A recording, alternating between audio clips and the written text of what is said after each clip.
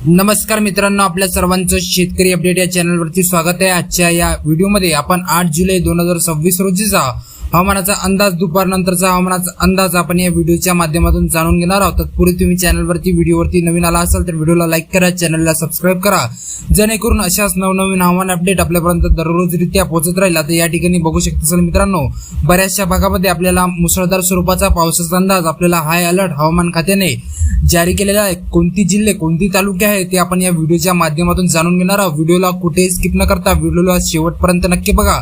आता सुरुवात करूया मित्रांनो आपण पश्चिम किनारपट्टी लगतच्या भागामध्ये।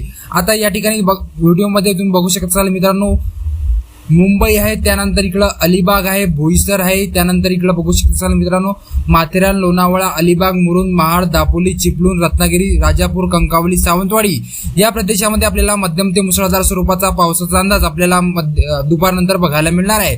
त्यानंतर इकडे बघू शकता असाल मित्रांनो, कोल्हापूर आहे, सांगली आहे, निप्पाणी, अट्टाणी, त्यानंतर विटा, वरुड, कराड, सातारा, त्यानंतर इकडं भोर, पुणे, चाकण या प्रदेशामध्ये सुद्धा आपल्याला मध्यम ते मुसळधार स्वरूपाचा पावसाचा अंदाज आपल्याला दुपारनंतर बघायला मिळणार आहे। त्यानंतर इकडे बघू शकता असाल जुन्नर आहे, अकोले आहे, घोटी आहे, त्यानंतर जव्हार, नाशिक, पेठ, वसई, विरार या प्रदेशामध्ये सुद्धा आपल्याला मध्यम ते मुसळधार स्वरूपाचा पावसाचा अंदाज आपल्याला दुपारनंतर बघायला मिळणार आहे।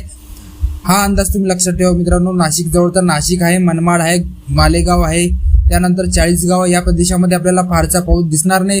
तत्पूर्वी या भागामध्ये आपल्याला वादळी वाऱ्यासह आपल्याला मध्यम स्वरूपाचा पावसाचा अंदाज आपल्याला दुपारनंतर बघायला मिळणार आहे। त्यानंतर इकडे नंदुरबार आहे, शिरपूर, धुळे, साक्री, त्यानंतर इकडे चोपडा आहे, करगोन आहे, जळगाव आहे, त्यानंतर बोदवड आहे, बऱ्हाणपूर, रावेर, मुक्ताईनगर या प्रदेशामध्ये सुद्धा आपल्याला मध्यम ते मुसळधार स्वरूपाचा पावसाचा अंदाज आपल्याला दुपारनंतर बघायला मिळणार आहे।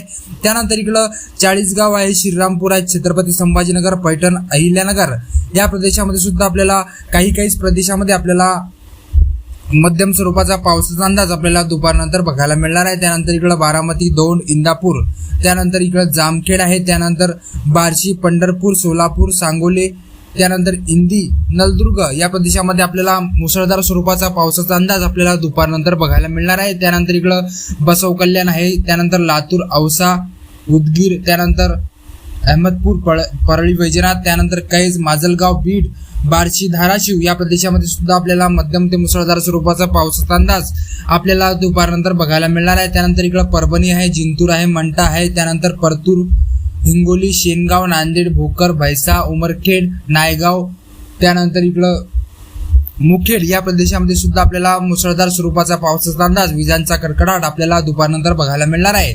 त्यानंतर इकडं मेहकर आहे, चिखली आहे, खामगाव आहे, त्यानंतर बोदवड आहे, त्यानंतर इकडं अकोला आहे, अकोट आहे, त्यानंतर कारंजा, लाड, वाशिम, रिसोड, मालेगाव या प्रदेशामध्ये सुद्धा आपल्याला विजांचा कडकडाटसह आपल्याला मध्यरात्री आपल्याला दुपारनंतर आपल्याला मध्यम ते मुसळधार स्वरूपाचा पावसाचा अंदाज आपल्याला बघायला मिळणार आहे। तर हा अंदाज तुम्ही लक्षात ठेवा मित्रांनो। जालना आहे, त्यानंतर छत्रपती संभाजीनगर, पैठण, त्यानंतर इकडे बघू शकता मित्रांनो भोकरदन आहे, फुलंब्री आहे, अंबड आहे, पैठण आहे या प्रदेशामध्ये आपल्याला फारसा पाऊस दिसणार आहे। तत्पूर्वी या भागामध्ये आपल्याला किरकोळ स्वरूपाचा पावसाचा अंदाज आपल्याला दुपारनंतर बघायला मिळणार आहे। त्यानंतर इकडं यवतमाळ जिल्ह्यामध्ये यवतमाळ आहे, डिग्रस, दारवा, नेर, आर्णी, पुसद, उमरखेड या प्रदेशामध्ये सुद्धा आपल्याला मध्यरात्री दुपारनंतर आपल्याला मुसळधार स्वरूपाचा पावसाचा अंदाज आपल्याला बघायला मिळणार आहे। त्यानंतर इकडे बघू शकता मित्रांनो आपण हिंगणघाट आहे, त्यानंतर इकडं शेगाव आहे, भद्रावती, त्यानंतर चंद्रपूर, त्यानंतर वर्धा, कोल्हापूर, पुलगाव या प्रदेशामध्ये सुद्धा आपल्याला मध्यरात्री दुपारनंतर आपल्याला मध्यम ते मुसळधार स्वरूपाचा पावसाचा अंदाज आपल्याला दुपारनंतर बघायला मिळणार आहे। त्यानंतर इकडे अमरावती जिल्ह्यामध्ये अमरावती आहे, मोझरी आहे, मोर्शी आहे, अचलपूर, परतवाडा आहे, त्यानंतर चांदूर बाजार आहे, कारंजा आहे, काटोल आहे, नरखेड, पांडुर्णा, त्यानंतर संसार आहे, धवलपूर आहे, सावनेर, रामटेक, नागपूर, मौंडा,